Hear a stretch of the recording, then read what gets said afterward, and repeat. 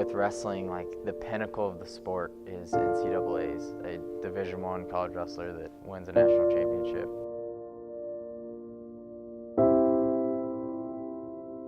I honestly don't think we're done. I think we could very well go to the national championship and win.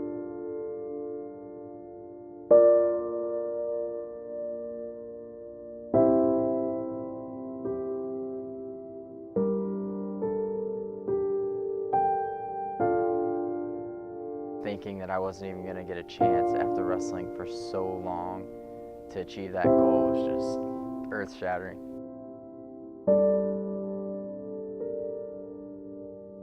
There was always times that I would get like upset with the sport, you know, like any sport, or everybody has those days.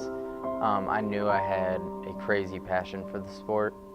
However, having it almost taken from you, you know, you realize how much it truly does mean to you.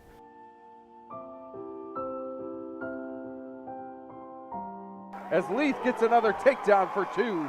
Grant Leith with a beautiful move. It'd been 1,084 days, and it was a dream come true, to be honest. I was so nervous. I wasn't really sure what to expect. It'd been so long, I didn't know how to prepare for the match. I didn't know what my pre-match rituals were at this point.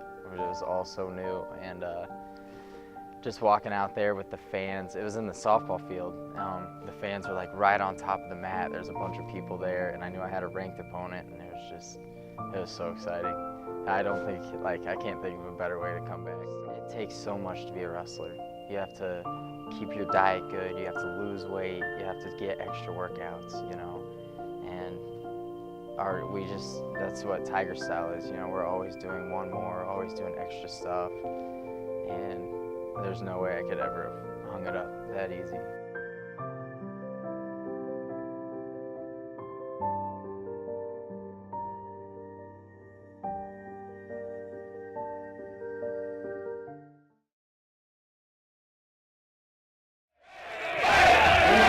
Success at the Southwell complex is a given nowadays, but before head coach Bob Burchard took over control of the Columbia College men's basketball team, success there was hard to come by. The Cougars won just 98 games in the 14 seasons before Burchard's arrival. In the 3 decades since, the team has won 756 games. You know, Columbia College and the city of Columbia have been very good to me and my family. Having the opportunity to work at an institution that really attracts success-minded students has really been my lifetime. But his impact isn't just measured in wins and losses. It's also judged by the impact he has on his players. He's really just, you know, continued to challenge me. I think he does a good job of challenging players. You know, he just gives you every opportunity you need as a player, student, and person to just better yourself. And earlier this season, after 30 years of making players better, Burchard's career reached a milestone most coaches can only dream of: 1,000 games on the bench at one school. When you think about 30 years and 1,000 games, you think about all those student athletes that have come through Columbia College and our program, and it was a fun night for me, but we move on to 1,001 and 2 and 3 after that. For the man who shares the sideline with Burchard, it's the steady hand the coach brings to the job that he admires. Consistency in his approach day in and day out, not only as a basketball coach but even as an athletic director. And so that consistency over 30 years is really what sets him apart from the other people in the same profession. It's a major accomplishment many years in the making. Brendon Baker, KOMU8 Sports, Columbia.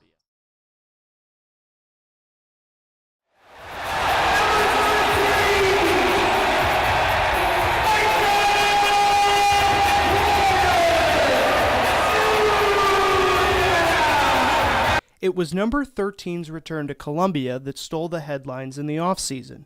And it was Porter's injury that changed the course of the Tigers' season before it ever really got started. Now, with their star out, the Tigers have been forced to turn to some unlikely faces. Jordan Geist, Cassius Robertson, and Porter's younger brother Jonte are just a few of the players who have stepped up and contributed to Mizzou's impressive start. As their head coach knows, plans can change quickly. But it's not something I'm sitting there holding tight to, like this is what we're doing, but because it can change the next game. For Robertson, the new plan included taking on a bigger role. I knew that I was going to have to bring leadership, of course, experience and stuff like that. But dynamics changed with, Mike being out and stuff like that, kind of put me in a position where I got to, try to be the leader every night. While the season might not be playing out the way Robertson or anyone else expected, the team's versatility is becoming one of its strengths. There's no one entity every single night that's just going to score 20, 25 on you. We have guys who can score 20, from 1 to 8. So it makes it really tough. The next time the Tigers need a 20-point night, it might come from a surprising source. Brendon Baker, KOMU8 Sports, Columbia. We met in 2009 in St. Louis. We had a mutual friend recruit people to join a kickball team, and between two mutual friends, we came to a team together. We had no idea who each other were, but we met in May of 2009. At a kickball practice, because we hadn't played kickball since, fourth grade. So we had a practice first. Just to kind of learn how the game was played and everything, and we all ended up just coming out and bringing some beers and having some adult beverages, and next thing you know, we were all hanging out afterward. And she was the ripe old age of 24 at the time, so I'm 12 years older than her, so I was like, man, she's the coolest girl I've met, and wow.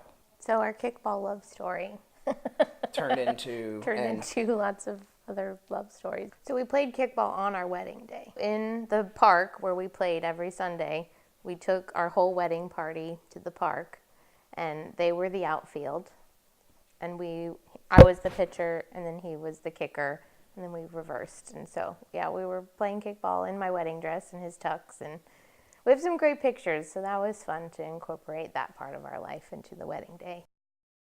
After we had our daughter Asher, we moved to Columbia when she was 6 months old to be by family.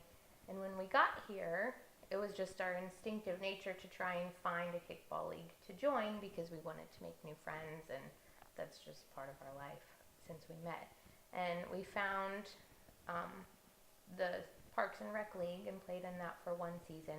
And we're just kind of disappointed with the lack of community that was what we were used to. And so we kind of looked at each other and said, well, we can't go on without kickball. Like, this is what we've done for the last 9 years. And so we said, well, I think we can open our own league. People are like, man, I haven't played kickball since high school or fourth grade, and now they're realizing, man, that's a lot of fun. I think the initial response when you talk to someone is, what? There's an adult kickball league? And you see the wheels spinning like, I really liked kickball in elementary school. Like, that sounds like fun. Oh, BYOB? Okay, count me in. That sounds really fun. What's great about kickball is you don't have to be a super jock. You don't have to be afraid of the ball either.